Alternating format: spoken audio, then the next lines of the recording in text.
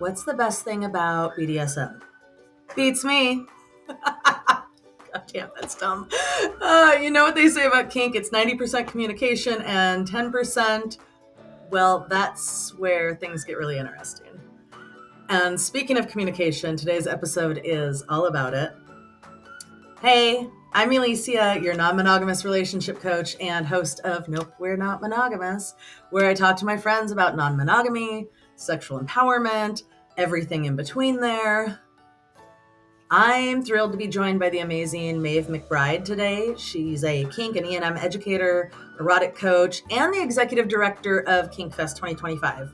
We're getting into everything from kink and sacred sex to navigating trauma and building your personal toolkit for a pleasure-filled life. And before we get started, if you're loving the podcast, it would mean the world to me if you took a moment to rate and review the show, please. Your feedback helps more people find us, and it keeps the conversations going. So hit the 5-star rating. Let me know what you think. I'm so happy to have you on the show. Nope, we're not monogamous. Where we talk about things like, not being monogamous. Mm-hmm. I have experience in that. That works out. Excellent. You actually seem to have experience in a whole bunch of things. You wear a lot of different hats. I do. Okay. The list I have here is like kink and ENM educator, erotic coach, sexological herbalist. Yeah, clinical sexological herbalist. Yeah. And event producer. Yeah, and I'm the executive producer of Kinkfest 2025. How exciting. I'm really proud of. It's the largest kink convention in the world. So it's so right here excited. in Portland. Yes, I'm so excited to go. It's a celebration. I love it. Yes. Yeah. Amazing. So that's a whole lot of things. I'm curious, can you share just a little bit about how have you found your way into this like unique multifaceted world of things? Let's see. I grew up and my dad was an event producer, so that came naturally. And I grew up in a really creative family that it was like everybody was always doing 4 or 5 things to make ends meet. So it's not a stretch for me to do things to keep me off the streets and out of trouble, as my dad would say. But I started off actually working for a naturopath and working in birth. And I was a sex positive childbirth educator and in an out of hospital birth setting. And so I got to be the one that specialized in supporting all couples. So, my first introduction to ENM was supporting a whole polycule in a birth that they were all very excited about. And there were like 5 partners that were all together. And I just remember thinking how beautiful it was that this little person who is getting brought into the world had all of this love around them. And it really, it hit home for me that like, there's infinite love, right? Like love just multiplies. Like I have 3 children. And I was like, oh yeah, every time you have another kid, it's not like the love gets less for each person. It is different. It is unique in its own way. But nothing gets less. Like there's less time and you have to like manage your resources, as we say. But that was my first inkling of like, oh, this would be really amazing. I had fantasies about having partners supporting me in birth, like a bunch of partners. And then my class, I've been kinky since I was, young, but Relatable. Consensually for 22 years. And so ethical non-monogamy is a huge part of the kink world, especially the community here in Portland where I'm at. And so about 9 years ago, my husband and I became non-monogamous. And I mean, I've been an educator for over 15 years and always teaching. And so a huge piece for me is the trauma-informed aspect because I am a multiple trauma survivor, specifically sexual trauma.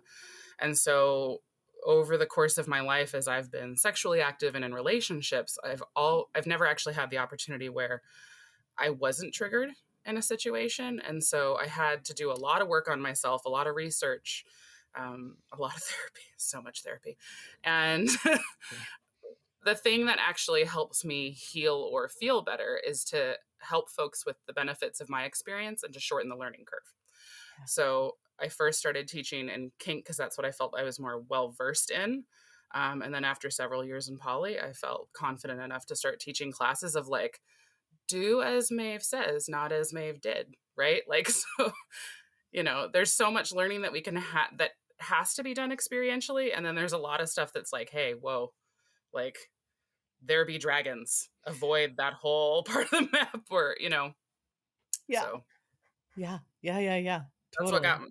that's what led me to this. I went to herbal school when I way back when, and I've always loved plants. And what I found is when I was working in the birth center that I worked in, that you could tell a person that they would live longer for, by taking this plant potentially, right? And that we don't diagnose or anything. But if you told them that they would have better sex potentially with it, they were on board right away. Yep. And so that was always my focus, even in my clinical training, was to get people to have more ecstatic and more joyous sex. And so I learned to type it by symptom, like where do you carry your tension in your body? Is it mental tension? Is it physical tension? Okay, well, we've got plants for that. And so I incorporate that into my practice, specifically my coaching practice, to support folks, because we can have the best of intentions mentally and emotionally, and sometimes we just need help with getting our bodies there at the same time. Yeah. Yeah, absolutely. Yeah. Absolutely. And then fun side effect of having better sex or improved sex life is then you live longer. Right. It's excellent exercise. Yeah. Yeah. Yeah. It all comes back around. Yeah. It's definitely more vigorous for whoever's on top typically, but Yeah. you can decide if you want low impact or high impact. It's great. What's our target heart range today? Mhm. Oh my gosh. A Fitbit makes everything an exercise. It's Dude. great. Yeah. Yeah. Yeah. Look at that. I got hit my steps. Keep going. Exactly. So yeah, I mean, my theory is you can kinkify anything, and especially when it comes to relationships, you can customize it. I think that's really one of my focuses is no two relationships are alike. It doesn't matter, like you can have a type, you can have, but in reality, it's just about the folks who are coming together at the time. It doesn't, and it's not one to one. Like there are thruples, and I've supported a lot, I mean, and more. Yeah. And it's really cool in my job to meet all these different forms of relationships and the people that are in them. And to like, I had studied anthropology in college, and so I'm just like continually fascinated. Uh-huh. Uh-huh. Totally. Yeah. Totally. Yeah. Yeah. Yeah. Yeah. It's funny how it, it it's like one of the challenges I've always had, because I tend to be a fairly jealous person, is Mhm. is it- always thinking that like if my partners are doing something with someone else that is like a similar thing to what they've done with me, it's like it Mhm. took forever to wrap my head around how unique each Yeah. relationship was, and like until I was doing something I had done with another partner, and then Mhm. going, oh wait, actually, it didn't take away from or change what I did with that partner. It's like Yeah. this whole unique experience Yeah. with very little overlap, actually. It Yeah. was like it was so hard to get there, and then once I did, I was like, "Oh, it actually is unique." It is. It is. I think for me, the hard thing for me is, I think especially with folks who have like complex post traumatic stress disorder or CPTSD, there are some things that because of my very specific traumas that I can't engage in, and so I tell my partners like, if you want that, it like I have a boundary, like it can't be with me, Yeah. and having that desire for them to be able to explore, as far and as wide as they want to go. And there's always a little bit of grief for me. Like, and I've tried Mm. to like really tease it out. Like, is it jealousy? Um, I think that's a component of it, but it's because it feels like my past is what is preventing me from experiencing it in the future. And so I Mhm. actually do a lot of mindfulness based practices around it. And I've heard a lot of my clients have similar feelings when you have a trauma, and you can't, um, if it's something like you were like, I think this is so hot when I watch it, right? Like, I see it in the clubs or I see it in porn. And like watching other people is great. And then when it comes to me, I'm like, no, no, no, that my body has some hard limits around it. That's for me is the hardest thing to navigate, because people will navigate feeling broken or feeling like there's something wrong with them. And a Mm-hmm. huge part of my journey has been like in that experiencing the uniqueness in every relationship, being able to tease out of like, okay, well, that's a trigger here, but why do I all of a sudden feel ready to potentially do this with somebody else, if not Yeah. one partner than the other? And that is where I really love diving into the uniqueness of relationships. Of they're safe in different ways for different people. Yeah. Yeah. Yeah. Yeah. Yeah. Amazing. I'm curious. You mentioned some of the like mindfulness in dealing with like what might be triggering for you or what might be bring up grief for you. Mhm. What are some ways that people can like navigate that kind of space? Yeah, I think noticing is the big one. So being able, I have a rule of if I feel this thing, it's called the 5 second rule. There was actually a study that was recently published where if you people become less aggressive. Like, so as far as in my communicating it, I have rules for myself specifically when I'm trying to figure it out. That's one set of skills. And when I'm trying to communicate it, that's another set of skills. Yeah. So it might be if it's something that one of my partners has brought up and I have a visceral reaction, the first thing is to honor myself and say, okay, something in my body is trying to keep me really safe. Mm-hmm. And I do a lot of internal family systems work. Mm-hmm. So acknowledging that there's parts of me that are trying to protect me and like honoring those. Whereas it used to feel like I was going to die. Like the Right. sensations, if you don't give it a label, at least for me, Mm-hmm. it's a lot harder to have a dialogue with them. And once I started a dialogue with myself or different pieces of myself, it made it a lot easier. Mm-hmm. Conversation, I'm an external processor. So it was like this external process internally. It's very unique. Yeah. There's this question that actually my dad used to ask me when I was young, if when I was really upset and I'd get really flooded, right? And I do this with my kids. I do this with my partners. It annoys the fuck out of them. But I'm like, so what's this really about? Like, Mm-hmm. what's this response about? And accepting the first answer that comes as opposed to trying to explain away the real answer that's coming to me. Yep.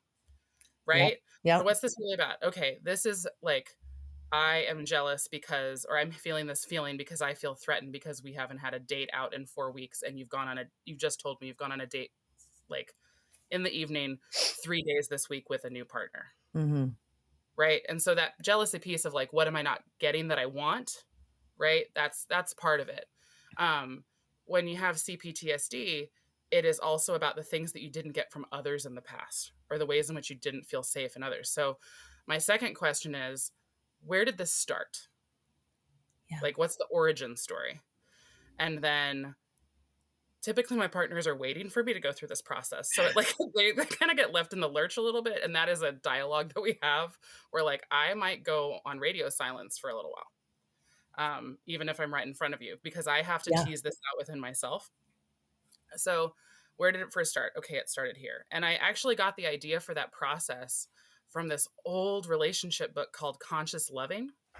Um, and it's by Gay and Kathleen Hendricks. And they're like two marriage and family therapists that married each other, which means they're masochists for sure. But Definitely. like, definitely. But the Also whole, a great book. it's a great book. And Yeah. actually, when I work with my clients, I go and buy that book everywhere. It's a little harder to find, but like if I go to Goodwill and I find 3 copies for $1.99, I'm like, here they are. And I give them to anybody that will take them Yeah. because there's 2 dialogues in that book. There's the intentional dialogue and the frustration dialogue Mm. that I use both in my partnerships, but within myself. Yeah. And so like, as far as like a concrete tool, those were the best I found, especially the frustration dialogue. That's where I got the idea to ask the question, where did this start? Where was a time earlier in my life when I didn't feel it, when I felt this, and what was going on?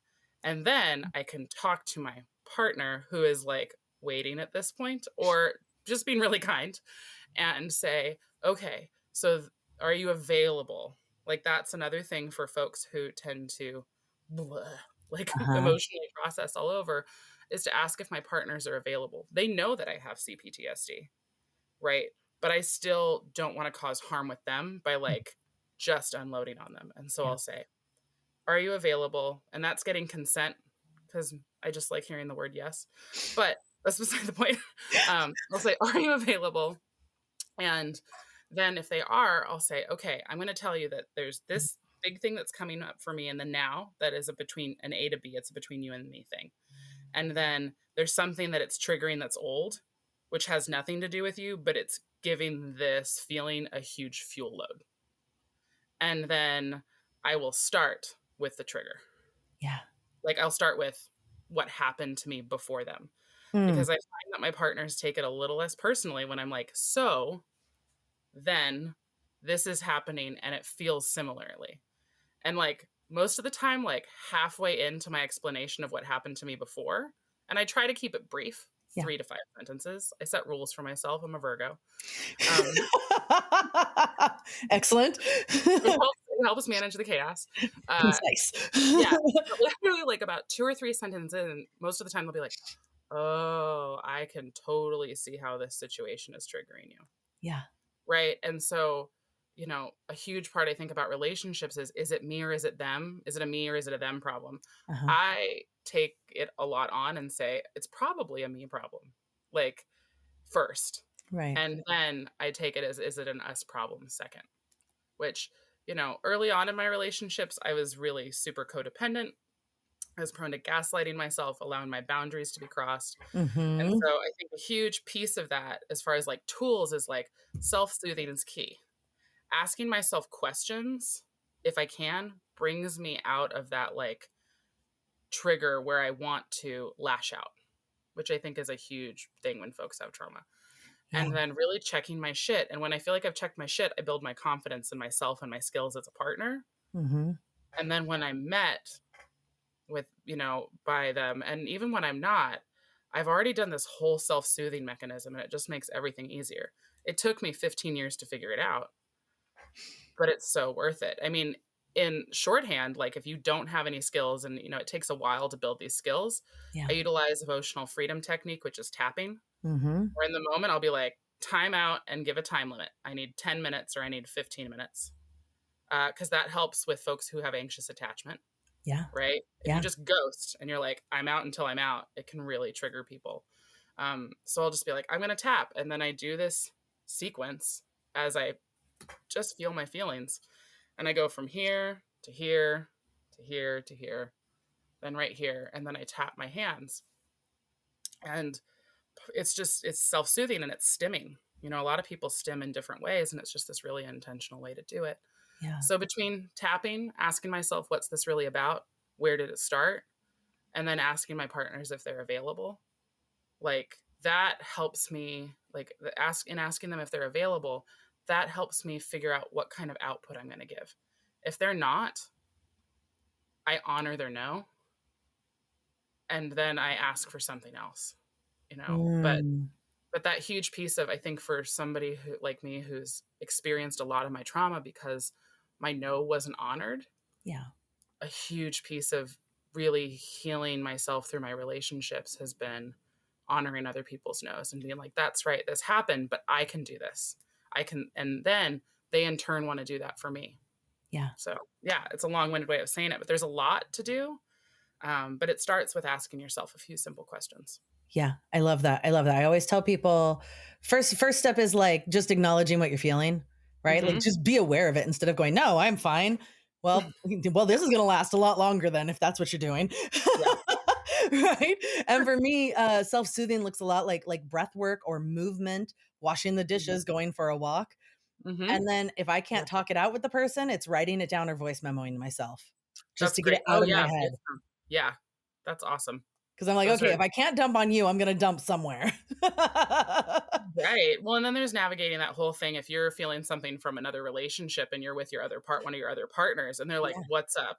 And I'm like, I try to really honor the sanctity of each relationship and not dump on one partner about another. Which is so important. Right. Yeah. And it's hard sometimes. Yeah. I mean, especially when you feel this intimacy with multiple people, you have like, if one area is not feeling as safe, and you have like, I have 3 partners right now. So if one is feeling disresonant, I won't even say not safe, disresonant. Yeah. That's a good word. And the others are feeling more, I know, right? It's better than judgment. Yeah. It's really also great if somebody's like asking on your date and you're like, yeah, my conditions of my life just aren't resonant right now. It's that. Like, not like, It's not you, it's me. But Vibes aren't right. right? But, like, that vibes might be a them thing, like, resonant is, like, it's not resonant with my life. Love it. Anyways, going back to it, like, it is really normal, I think, to feel that, like, "Oh, these other relationships are feeling a little bit more resonant, and I want to be able to process with somebody," and Mm, then, like, reeling yourself in and being like so what in my opinion, like, when you're telling one partner shit about the other partner, you're showing that partner that you'll do that about them. mm, And I've yeah. noticed, like, I've been messy before. Like, everybody gets We like, all there's get points messy. where we all get messy and watch the responses, like, my form of CPTSD causes me to be hyper vigilant, to watch body features, how they change, how your facial expressions change, all the 90% of communication that's not the words that you say. Yeah. And I watch them go, "Yeah, I wanna be there for you," and then you watch as they just kinda go, "Whoa," Mhm. right? Like, and then I wonder, does she think about me that way? Yeah. And so, a sex positive and poly affirming counselor, I think, is a really great tool if you have the resources to do it. Yeah. Having friends and accountability buddies, like Mm, I have friends, but my accountability buddies help me check my shit when I'm being toxic. Right? We all have toxic traits, and yeah. I have 3 friends where I'm like, here is all the tea, and they're like, you know, you could have been way nicer about that. Like, I'll be like, fine, all right, fine, duly noted. Oh, there's a little of me in there, I see. Oh, where's 5-year-old Maeve showing up in this situation? You know, Uh-huh, uh-huh. that's my primary protector. Is she's Yeah. 5 and she's kind of a bitch. Mhm. Yeah, Mhm, mhm, yeah. mhm. Yep. I love this, especially, like, what is this really about, and where Mhm, did this start? I actually I share stories like that often, on the show because, like, mhm. I vividly remember the first time I did that, and my, 2 of my partners were in the bedroom. I came home from work. They were excited that I was home, like, they knew I was coming home, and I walk into the Yeah, bedroom, and I just froze yeah, and burst into tears and left yeah. the room, and they're like, "What is happening?" And everything in me was Mhm. like, "They hate me. They don't want me here. They'd be better off without me. I should just leave. I'm Oh, not," yeah. all of these things, and I was like, Mhm, "Okay, none of that is true, like, I know that. So mhm. what is going on?" And it was like, Yeah, I dropped into, like, the memory of being 12 years old, my 2 best friends having a sleepover without me, and all those yeah, same feelings. I was like, "Holy shit, I am a yeah, 40-year-old woman having the reaction of 12-year-old me to this yeah. situation." And then I was like, "Oh, now I can work through it." Mhm. Yeah. Right, it's hard, for those that so I experienced disassociation for a long time. So there was, like, a whole decade where I couldn't access my feelings or some of my memories. Yeah. And I think, when especially when you're in multiple relationships, like, there's that whole whatever we didn't get in our core, like, our family of origin, Mhm. right? When you get I think often, I'm not an expert, but, like, when you get multiple people and you're trying to tend these multiple relationships, it's very similar to any family dynamic we experience when we're young, right? When we're Yeah, children. It's just they're different relationships, but it has a way of hitting those triggers. So, for instance, absolutely. I have a lot of clients who, they were the older sibling. And then when younger sibling came around and younger Mhm. sibling got all the attention, then they felt abandoned. Yeah. And so those clients tend to have a hell of a hard time when when one of their partners is has a new meta, Yeah. right? All of those, like, it's that fear of abandonment, like, and it's just so core. And really, it's our brains trying to keep us safe. Like, it's our limbic system that's been like recycling. How am I going to make that if it happens next time? How am I going to do better? How am I going to stay safer? And Yeah. we don't even realize we're doing it. And so I really love ethical non-monogamy because it forces us to do the work. Because if you don't do the work, you're not going to be as satisfied in your relationships. You won't necessarily, not everybody wants long-term relationships, but if you do, not checking your shit makes it a hell of a lot harder to Yeah. get that amount of emotional intimacy that most people are desiring, specifically in polyamory. Yeah. Yeah. Yeah. Absolutely. Absolutely. Super relatable. I feel like, uh, being a child of the 80s, Oh, where, yeah. dad started a new family. Yeah. Now where do I belong? It's Yeah. I feel Well, it's like interesting. everyone I know has that story. Well, yeah, I mean, interestingly enough, mine was that my family was the new family, but so Oh, my yeah. mother, I'm out to my mom. Mhm. My dad passed away like over 20 years ago, but I was raised in like a pseudo platonic polycule where I basically had two dads, but we didn't all live in the same house. So, like, I grew up with a alternative at the time, 80s, right? Like, if you weren't Yeah. just swinging, it was an alternate. Like, if you were in committed relationships, it was an alternative relationship stuff. Yeah. Um, and so, like, explaining to my mom that she was like essentially poly, just one of her former relationships was platonic. Like, I was like, Mom, you were so ahead of your time. Yeah. You know, so that was my experience of the 80s was I had a dad and then I had, he was the stepdad to my siblings, but the three of them all wanted to make sure that the four of us, so I have three siblings from my mom's first relationship, and then I'm the only product of my parents' union, so to speak. Uh, we didn't have to feel like we were choosing one or the other. So it was really so my older siblings didn't have to choose. Yeah.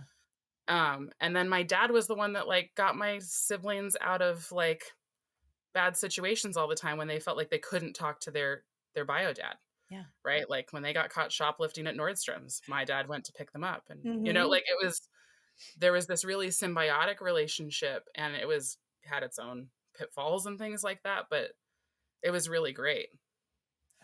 Uh, So so like that was my first experience with poly, and now Yeah. my mom's like, oh wow, she's like in her 70s, and she's like, yeah, I was cool. I didn't do drugs in the 80s, but I effectively had two husbands. I love that. I know. That's great. That is amazing. That's so good. But I didn't realize it until I became non-monogamous, Of course. right? Like, And then it's you like once you see. well, and then if you do your research, which I think is really good to do some research on relationships when you're Yes. deciding this lifestyle. Some people don't. I hope it works Mm. out for them. But when, platonic relationships versus romantic relationships versus like sexual relationships, that we don't have to have the same relationships uh, person to person, and that those can all feed us in really deep ways, I think is really powerful. Yeah. Yeah. Yeah. Yeah. That's beautiful. That's beautiful. I love that. I'm curious about how kink Hmm. can play in the healing process for people with trauma. Yeah. My elevator pitch Yes. for Kink, or timeshare sales pitch if I go a little long, is Just uh, try it on for a week. Kink is entirely based on consent, Yeah. right? So, and in the brand of kink that I practice and preach is informed consent. It's very similar to a medical model, right? Mm. Have you done your due diligence to make sure that you're informing your partners of things that you have going? Your experience level, for one, is huge, right? Am I new to these things? I think it's a lot easier for people to talk about like, I'm new to paddling or spanking rather than I'm new to relationships. So it like kink has structure, Yeah. right? We have consent models, we have checklists about the things that you should talk to a person about depending on what type of play you're going to initiate in. I really love that kink, when we call it play, which I think also is great. Like having sex with somebody is a play session, but also you could just not be sexual. If there's a lot of resources out there for kink, I think even more sometimes than ethical non-monogamy. Mhm. Because the things that we are doing with each other are they carry a higher risk load physically quite often. And so you have to be able to be ethical about it and say, look, I want to do these things with you. This is my experience level. Do you have questions? And it makes starting conversations a lot easier. So like I felt like when I became non-monogamous, I had a leg up on a lot of folks who hadn't been in kink because I already had structured conversation checklists, for sure. I think the other thing that it really relates to non-monogamy is I get to choose my hard. What's the hard that I consent to? So one of the Mm. forms of play that I'm really into is consensual non-consent, which as its base is consensual. There's a safe word. I can stop it at any time, but I can negotiate, and negotiation's a huge piece. I get to come to my partners and say, okay, here's this really, maybe it seems messed up thing, to a person who's not experienced in kink. Very quickly in kink, you like what used to be really, really taboo. You're like, oh, that could be really hot. But I can say, this is an edge for me, and I want you to make me cry. And I think it's powerful be able to tell somebody what emotion or physical experience that you Mm. want to experience and be really transparent about it. It also helps when they know that you want to do that, because when you do, they don't feel like a terrible person. Uh, Yeah. but a huge piece about kink and non-consent that has actually been one of my biggest teachers in my life is that I'm choosing my hard, right? So there are times in my life, especially when we talk about trauma healing, where what happened to me was not consensual. I said no and it did not stop, right? Mm. Um, what happened afterwards was not okay. Going back a long ways when I was young. Um, and so when I'm in a scene and I'm feeling those same intense emotions, if I get triggered, right, or activated, I like to say activation because Yeah. my body and brain are just trying to keep me safe. I can say red or I can say safe word, and it stops, and my partner immediately goes into caring for me. Yeah. Right. And so when you've had your consent violated, it doesn't have to be something as extreme as rape or, any of the other sexual traumas that we can experience. It can be trauma with a little t, but Yeah. you slowly build, for me, it builds up my faith in humanity and humans again. Yeah. Right. So that I can say, right, somebody did this to me a long time ago, but it's not happening right now. And what it does is it kink for me in these negotiated scenarios where it's like, I mean, in non-monogamy, if you're not experienced with kink, it's like a date, right? Yeah. Like we work on creating this as good of a time in this set time period as we can, right? Which I think is also analogous to poly, because we're not always doing like an elevator or escalator relationship, right? Yeah. What's the beauty that we can create right now, even if it's extreme and even if it involves pain? And then we have a set way that we process it, that we come down from it. So we basically start off from this baseline of we're on the same plane, right? You might be doing power exchange, which will change that during your session or your play. And then we're going to have this experience, and we've done everything we can to make it great. If something happens that's unintentional, oh, I can stop it like that. Yeah. And then we're going to come back to a baseline. Mm-hmm. And I think for the brain, especially, it's in the body, it's incredibly important in healing to know that even if something's extreme right now, it's not always going to be this extreme. And I think Mm-hmm. that really there is it's relatable in all relationships. Yeah. So it's actually affected the way that I experience all of my relationships. And like, last week I was pretty pissed off at one of my partners, right? I had feelings. They were big feelings. And there was like my internal monologue was like, all right, do you want a safe word? Do you want out? Like, is this a hard that you don't want to choose anymore? Mm. And I think ENM does that for us too, because it's a choice. Yeah. Any relationship model that you have, any relationship that you're in is a choice. And you get to have those conversations with yourself. And kink just has really great vocabulary for it, like for Mm-hmm. really accurate descriptions.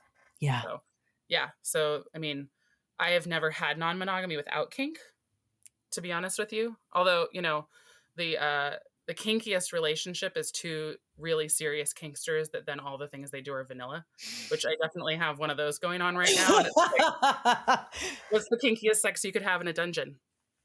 Missionary Yep. with me Yep. and being nice to each other. Wild. It's really, it's It's very taboo. wild and unusual and Yeah. But I just think kink gives us a great framework. yeah. And there's a lot to be learned. And I think there's a lot that, kinksters can learn from non-monogamy, even if they choose not to practice it. Yeah. Yeah. Yeah. I love the overlap where non-monogamy and kink intersect because of all these things, the vocabulary, the containers that are set, Mhm. the pretty great desire to experience and learn new things and be open Mhm. to people. You were saying that that being able to say no and have the scene stop builds your faith in humanity. But the other thing I Mhm. imagine it builds is your faith in yourself. Yeah, in fact, I developed when I didn't trust myself, because there were times, so for those of you that are listening that aren't familiar, in Kink we have a safe word. Yeah. It's typically either red or safe word. In Portlandia episode, it was cacao. That's right. Um, But a safe word makes everything stop, yeah. right? And so that's one of the key foundations in our consent-based framework, because that's the other thing about non-monogamy is it's consensual for all parties, right? There's a lot of cheating in poly. If you're not informing your other partners, and it's not within your relationship agreement. So I Mhm. think that's a whole thing as well. And Kink, we have some relationships have contracts Yeah. and agreements, and I think that's really great. That tool is great across the board. Yeah. Um, but yeah, it's important to have that out, because then it can all stop. That choice, I think the huge piece is data points, Yeah. especially for a traumatized brain. We need more data points that what happened was an outlier instead of the rule. Mhm. And I think it also is different when you have post traumatic stress disorder, which is typically from a single incident or a few incidents, right? But in CPTSD, there are multiple complicating factors. So you might have wanted to get away, but there were other things that made it feel like that was the more unsafe choice. And Mhm. so I find that with CPTSD, my brain needs more data points, which is great because then I just say that. I'm like, I need another data point. Can we go again? More, please. More, please. What Yes. can you for the people listening that may not know, what how do you differentiate kink Hmm. and BDSM? So a kink is something that you have that is unique to you, Mhm. right? So we all have different categories. Some people like to be spanked. That's impact, right? Being caning, any implement that's being like whacked against your body is impact. So that's like, and then there's rope. Some people rope is a kink. It's a category. Yeah. BDS, and there's tons of kinks. Foot fetish kinks. There's cuckolding kinks. There's so many. I actually have a 14-page long glossary of kink terms that I'm happy to share with you. Uh, That would be amazing. yeah, That would and be I'm happy to let you amazing. share it with I others. I love So surprising people with things like, yes, people have praise kinks. yes. Oh, yeah. But when It's I not all realized, choke me. no, it's not. In Yeah. fact, most of my kinks are really gentle because, Yeah. like, I can take a lot, as so to speak. But when somebody's gentle with me, basically, it's them showing my body that I make them actually be gentle with me first, because they have to prove to me that they can be gentle before they can go hard. Yeah. So I think you figure out your standards and you figure out your limits. Kinks are the specific things. Mhm. BDSM stands for bondage, discipline, and sadomasochism. So BDSM is often involves bondage, right? That's the B. Um, and so that's restraint of Yeah. some sort. It could be with rope, it could be with something else. Discipline is, impact or receiving.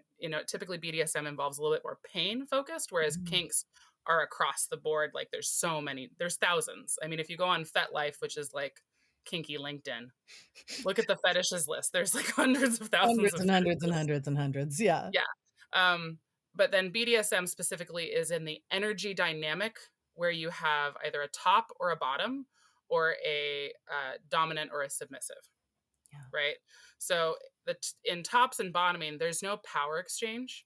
So deciding who's going to do the things. The top is the person doing the things or instructing a person to do the things, which is also very fun. And the bottom is the person either receiving or taking the instruction. Mhm. Okay. Um, in dominance and submission, the dominant is taking on the load of caring for the submissive. So most people think that dominance just, cause a ton of pain and tell somebody what to do. And there's this selfishness. There's actually a ton of care that goes into it.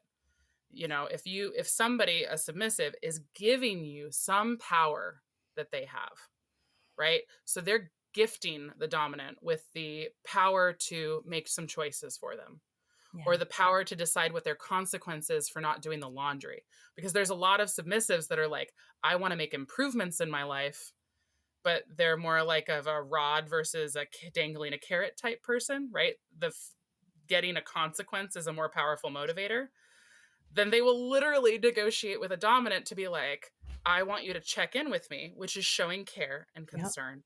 And if I haven't done my laundry by Thursday, then you get to punish me.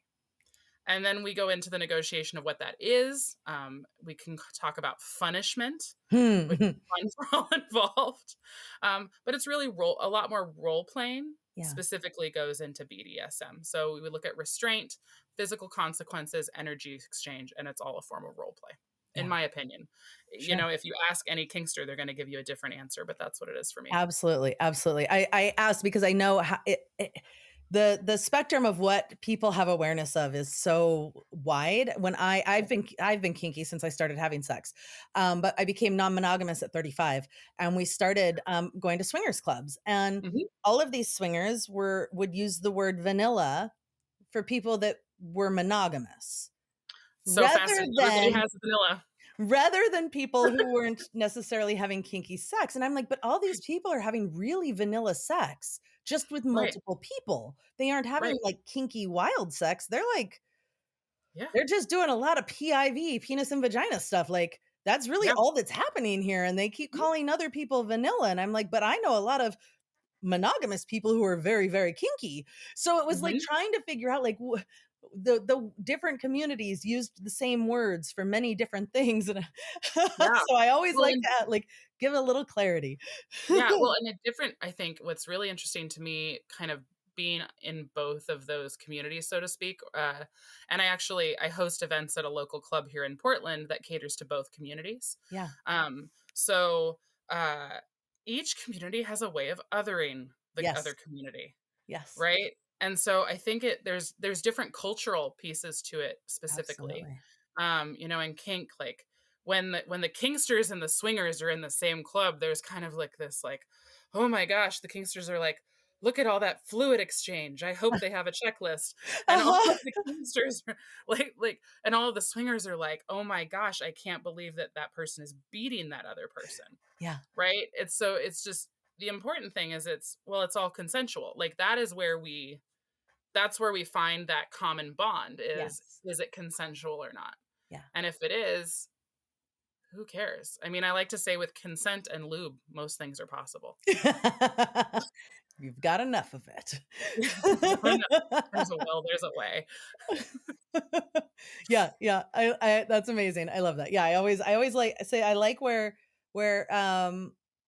polyamory, swinging, and kink, where they overlap. That's where I like to play. Yeah.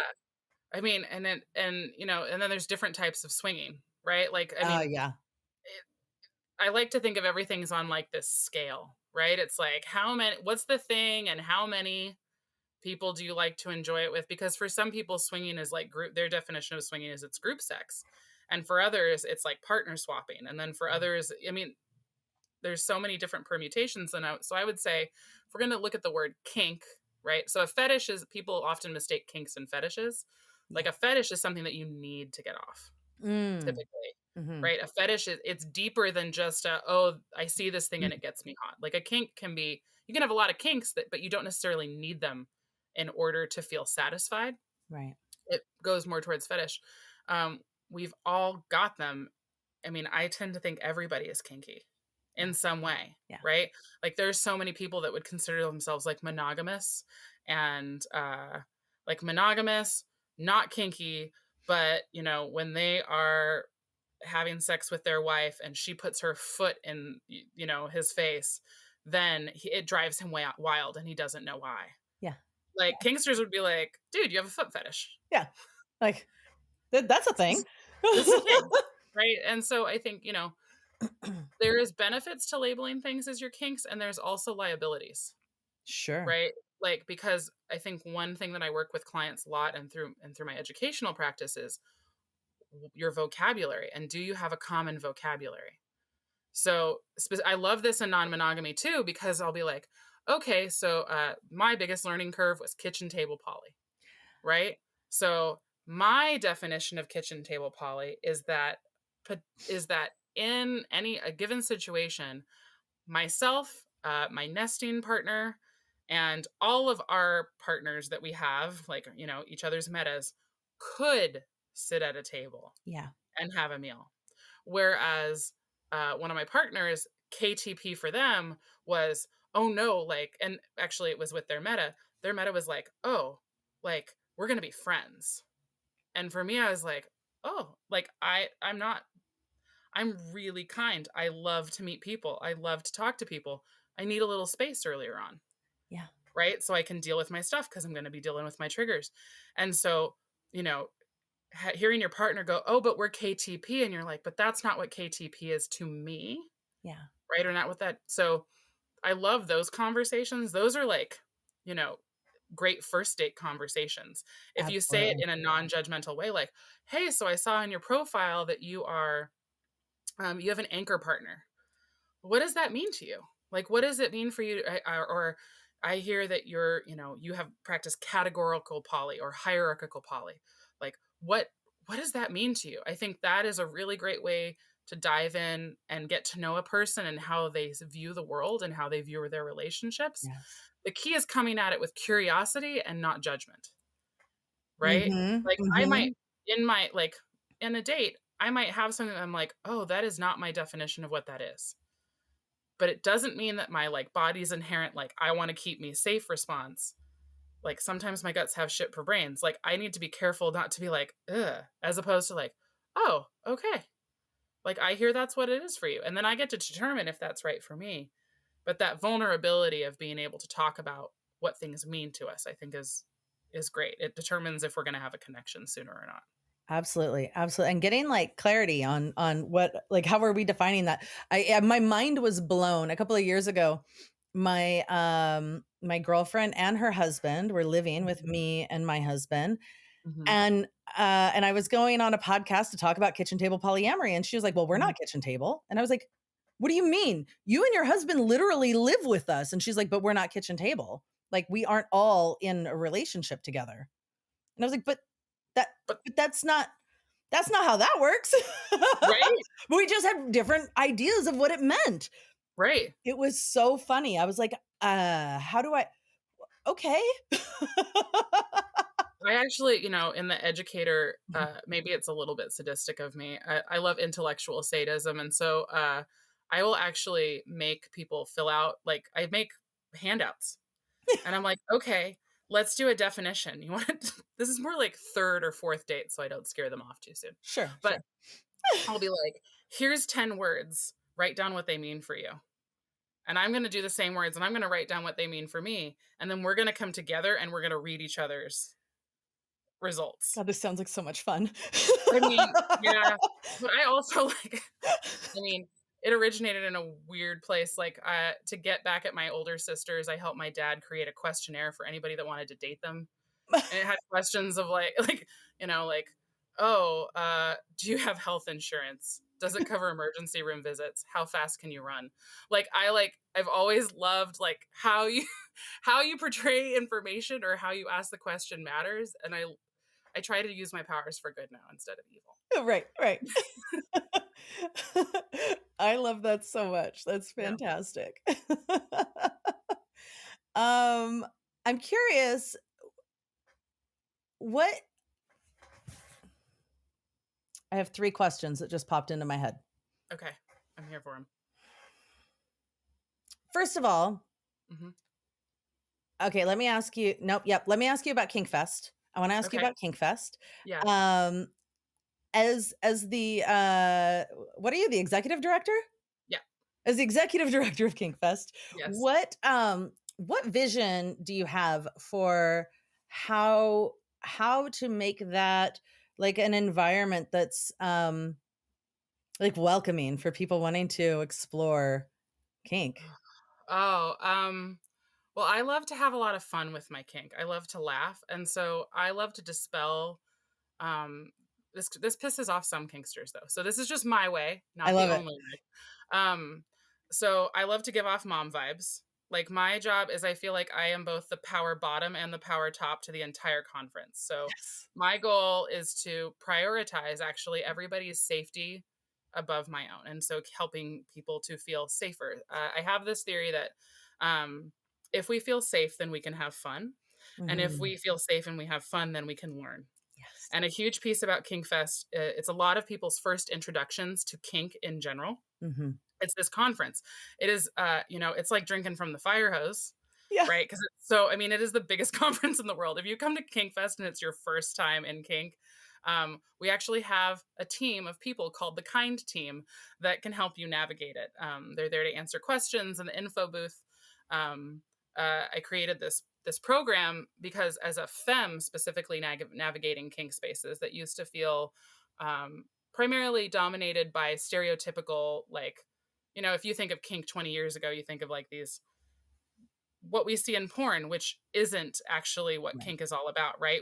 When we think we might go in there, we might have preconceived notions of, oh, it's about like all of these big dudes that are just beating women's butts. And the fact is, like, I'm queer.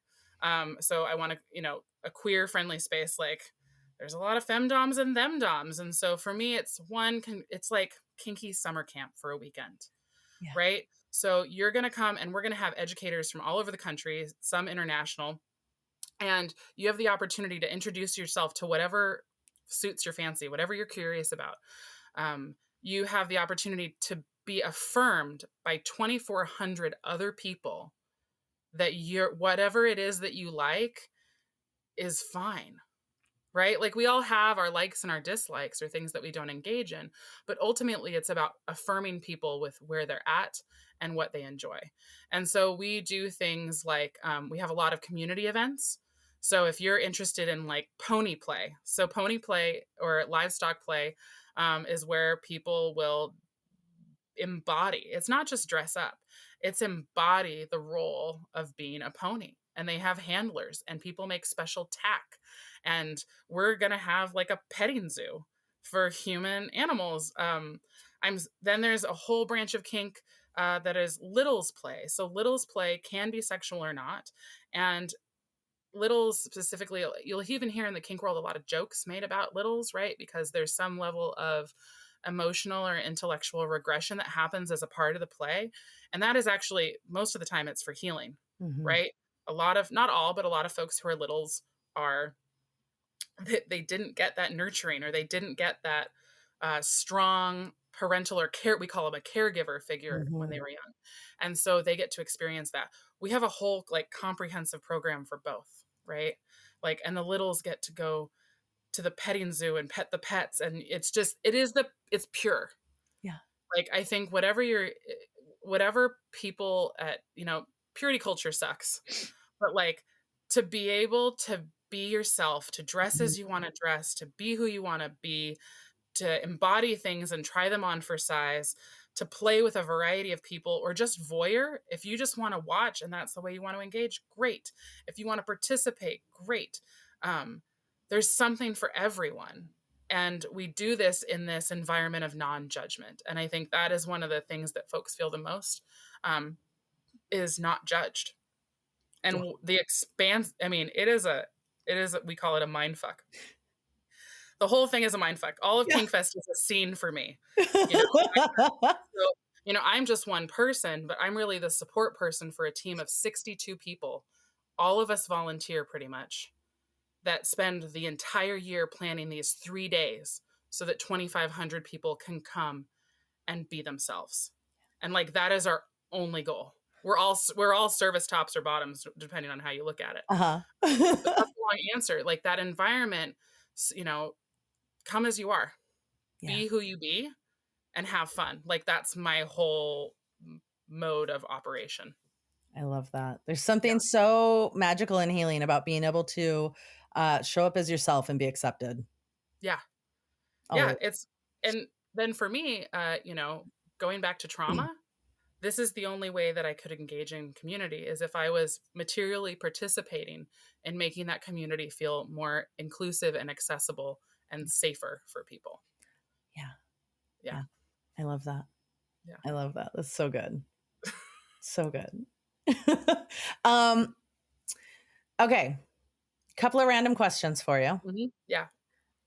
What's your favorite kink or ENM book or resource that you like to recommend?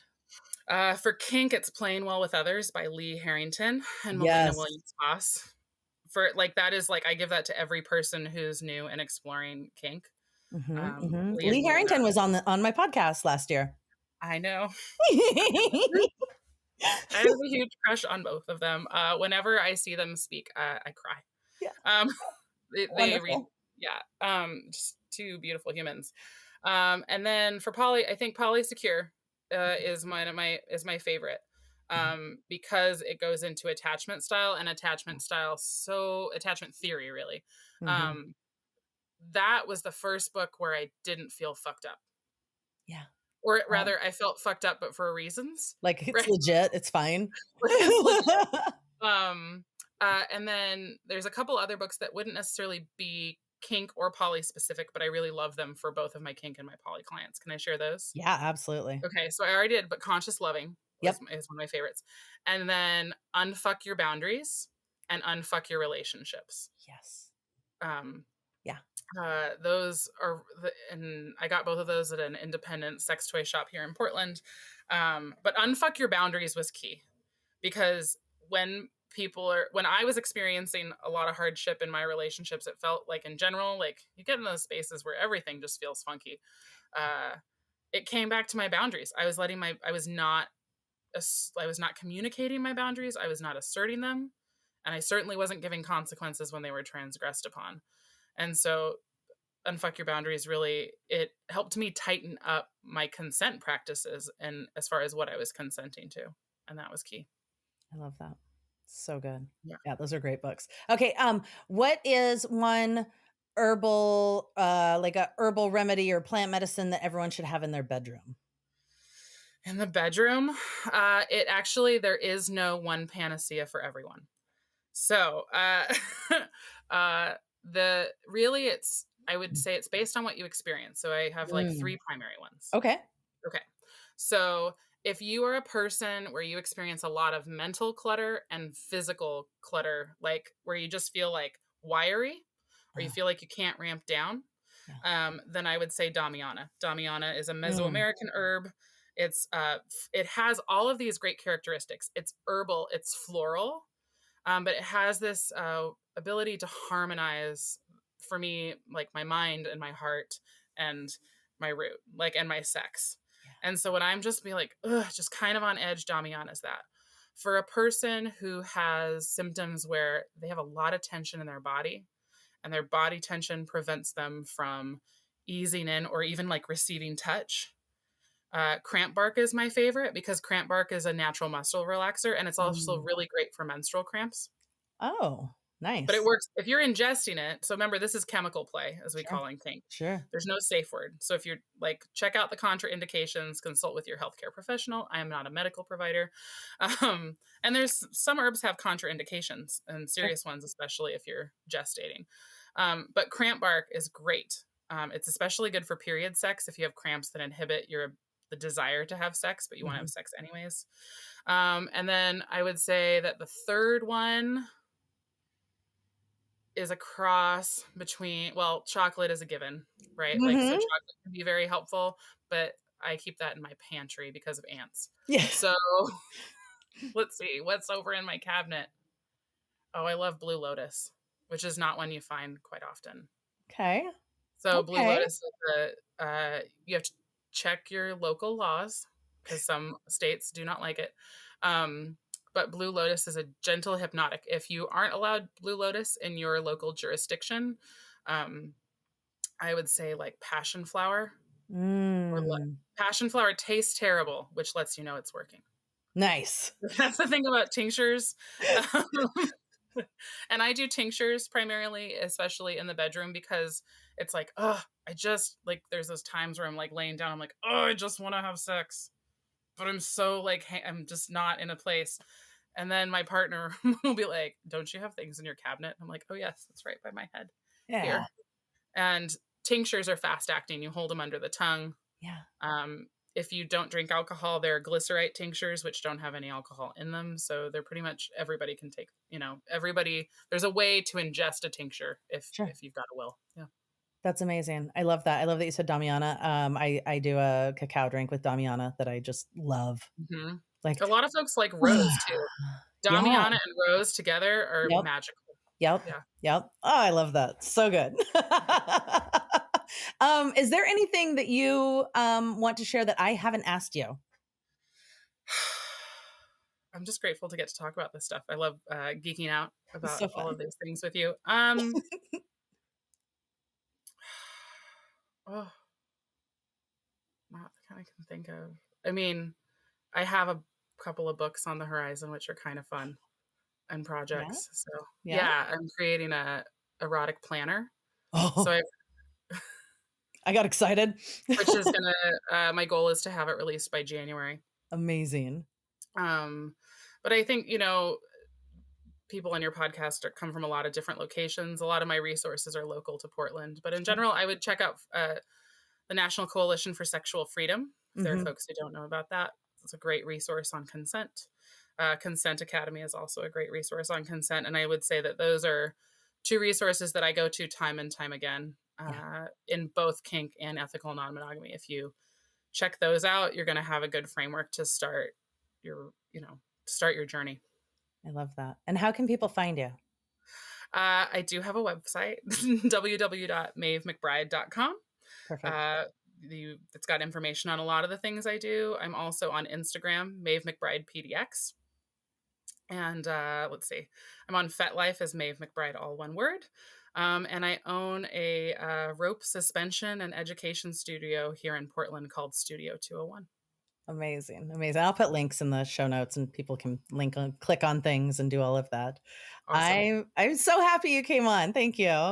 Thank you for having me. I really appreciate it. And it's nice to get to talk with you. Wow, what an incredible conversation with Maeve McBride. I hope you're walking away with some new insights and maybe a little inspiration to explore some of your own desires. Thanks for joining us today. I adore you. Bye.